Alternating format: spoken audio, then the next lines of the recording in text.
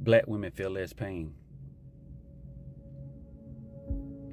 That's completely false. But you want to know the scary part? That belief was built into American medicine, and parts of it still show today.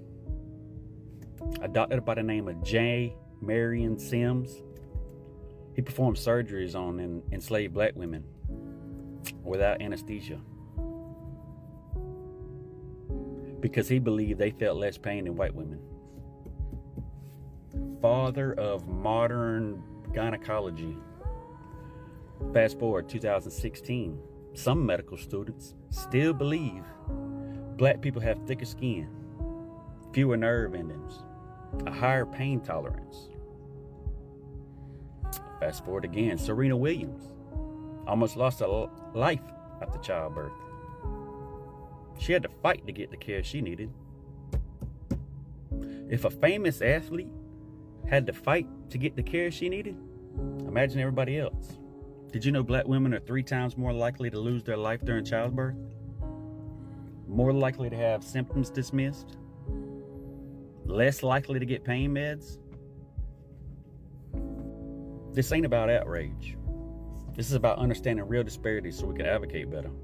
Listen, I'm married to a beautiful black woman. She might be the next one in there. Strength is not a substitute for care. Hello my beautiful and amazing people, welcome back to our channel. Thank you so much for all the love and the support that you have been showing. I really do appreciate it. If you're new here, kindly do not forget to hit that subscribe button. Don't forget to like, don't forget to share the videos, and don't forget to tell me what you think about all that we are talking about.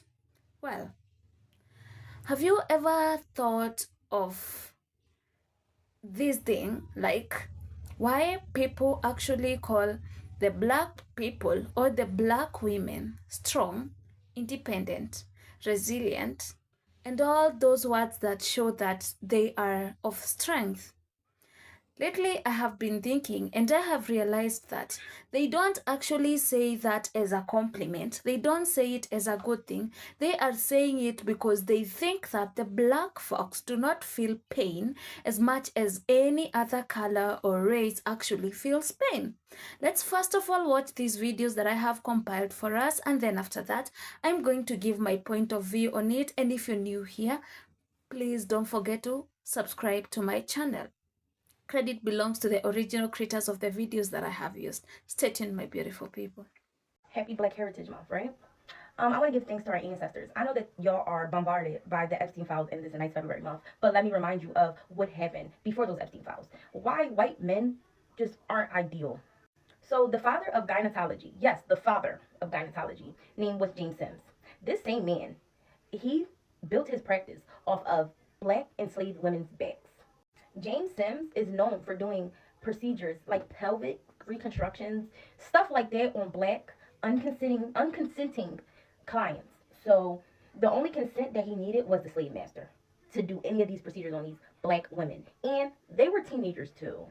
James Sims did so many procedures on these women because it was 3 named women. Of course, it was more women, more black women, but we know 3 names of the women, right? He did so many procedures on these women that these women got blood infections. Can you imagine? Can you imagine? Not only did they get blood infections, they were getting drugs so they can stop moving and stop putting up a fight because, again, they couldn't give consent and they didn't have consent, right? He can drug them up for that, but he couldn't give them anesthesia because he felt as though black women pain tolerance is so high, it's nearly out of this world. It's so much higher than white women. Black women can take it. That's what James Sims thought. And he says it a lot in his book. But then he contradicts himself like normally these white men do. It says that they used to be screaming. They used to be in pain. But he didn't think their pain was that much because, of course, they're black. Black people pain isn't as high as white people pain, of course, right? Yeah. James Sims made all these surgeries successful off of these black women. Once he became successful and knew how to do all these surgeries, after he was done with the black women, he went on to performing these same procedures on white women. But with the white women, they had an experienced James, unlike the black women, and they had anesthesia. Yes, anesthesia was available for the black women as well. But again, like I told you, our pain tolerance is out of this world, so we didn't need it, right? This same fuck had a statue in New York for years. It literally just got torn down in 2018. So while you're reading those files of the Epstein files, know that their ancestors were also fucked up individuals. Epstein and them just had a preference, and it happened to not be black women, right? But in every situation, we see black women being used as the starter up to finalize your perfectness. So best believe it's black women deep down in those Epstein files. They just probably weren't talked about as much because they were ashamed. Sometimes I'm having a good day, and then I remember that survey where they asked a bunch of like white medical trainees this question, and they genuinely believe that black people just feel less pain, like we have less nerve endings, so we're not as capable of feeling pain. Like half, like 50%. It's nuts.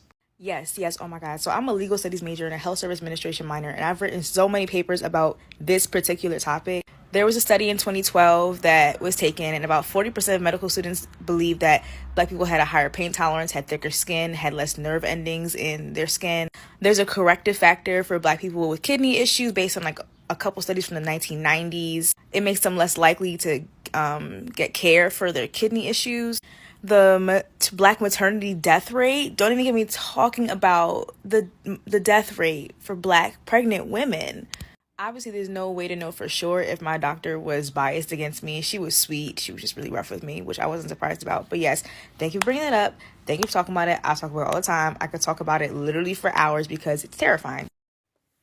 Thank you so much for staying to this moment. I really do appreciate it, and welcome back, my beautiful people. According to a research in 2016, medical students were asked what they think about the black people. And they were and half of them actually came out clean, saying that they think that black people do not experience pain like any other race. They feel like black people actually have the ability to hold on to pain more than any other people. And somehow it makes sense to me now why you will find that a black woman is going to give birth on the paveway of a hospital. It makes sense to me why these black kids are going to be treated differently in hospitals, because the nurses in there believe that the black people do not feel pain as much as any other folk actually feels the pain. And that is something that should actually be gotten off their heads, because that is actually a myth. It is not something that should be going around. It is not something that they should be believing in.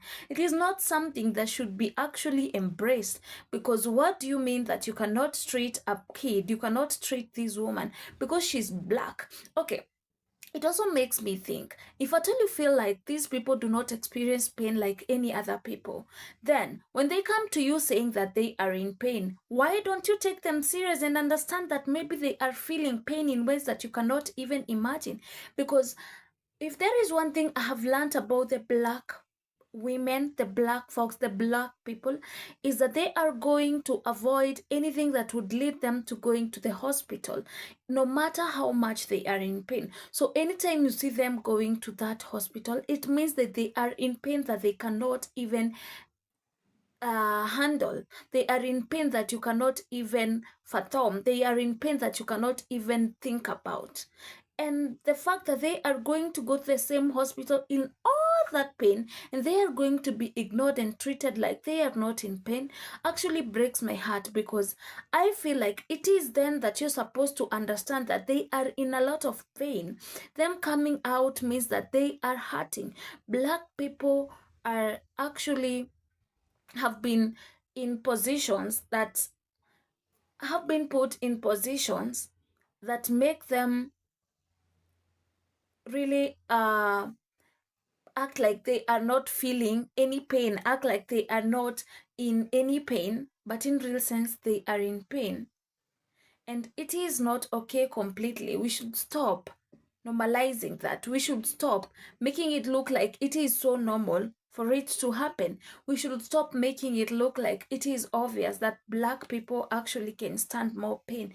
It is so wrong. It is so bad, especially considering that it is happening in our hospitals.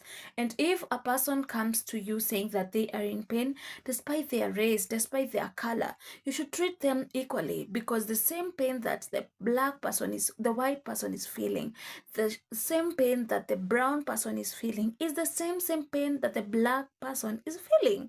I don't know what you think about all this. You can let me know what you think about it in the comment section. And if you're new here, kindly do not forget to subscribe to my channel. Do not forget to like, do not forget to share.